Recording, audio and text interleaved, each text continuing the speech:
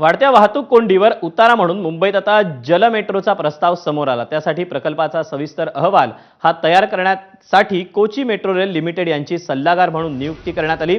ही सल्लागार कंपनी 10 नवीन जलमार्गांचा सविस्तर आराखडा सागरी मंडळाला सादर करणार असून हा आराखडा आता अंतिम टप्प्यात आहे।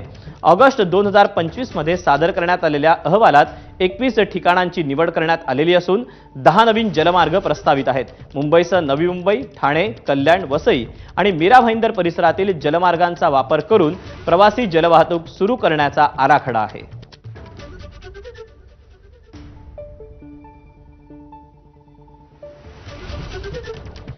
दरम्यान हा जलमेट्रोचा प्रस्ताव नेमका काय आहे तो आपण पाहूया।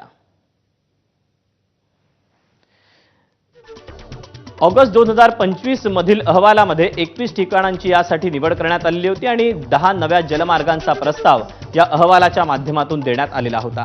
यामध्ये मुंबई, नवी मुंबई, ठाणे, कल्याण, वसई, मीरा भाईंदर परिसरात जलवाहतुकीसाठी आराखडा तयार करण्यात आलेला आहे। सध्या 21 ठिकाणी जलवाहतूक सुरू असून यामध्ये केवळ 85 किलोमीटरचाच मार्ग आहे। जर 10 नवे मार्ग सुरू झाले तर 200 किलोमीटरपर्यंत जलवाहतूक होऊ शकेल। तेव्हा आता जलमेट्रो मुंबईतील वाहतूक कोंडीवरचा हा नवा उपाय शोधून काढण्यात सरकारला यश येतं का आगामी काळामध्ये ते पाहणं महत्त्वाचं असेल। आणि यानंतर वळूया पुढच्या बातमीकडे।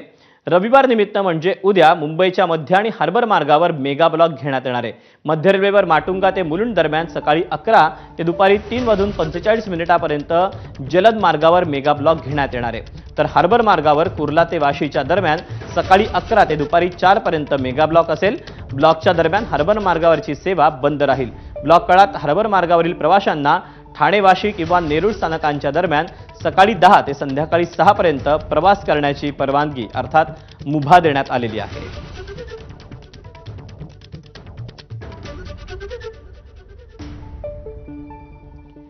तिथे अंबरनाथ बदलापूर रोडवरील कोळेगाव इथे पाण्याची पाईपलाईन फुटली, त्यामुळे बदलापूरला जाणारी वाहतूक ठप्प झाली। मात्र कटाईहून बदलापूरला जाणारी वाहतूक धीम्या गतीने सुरू असल्याची माहिती मिळाली आहे। पाईपलाईन फुटल्याने लाखो लिटर हे पाणी वाया गेलेलं आहे आणि ही पाईपलाईन कशी भीषण पद्धतीने फुटली हे सांगणारी ही दृश्य सध्या समोर आलेली आहेत। हे कुठल्याही धबधब्याचं पाणी नाही तर पाईपलाईन फुटल्यामुळे हा संपूर्ण जो परिसर आहे तो जलमय झालेला आहे। इतक्या वेगाने पाण्याचा फोर्स आहे की एका बाजूची वाहतूक ही सध्या ठप्प झाली तर दुसऱ्या बाजूने वाहतूक धीम्या गतीने सुरू आहे अंबरनाथ बदलापूरच्या रोड दरम्यान। पालघरच्या तलासरी इथल्या धुंदलवाडी भागात भूकंपाचे धक्के जाणवलेत। रात्री 9:11 2.5 रिश्टर स्केलचा भूकंपाचा धक्का जाणवला।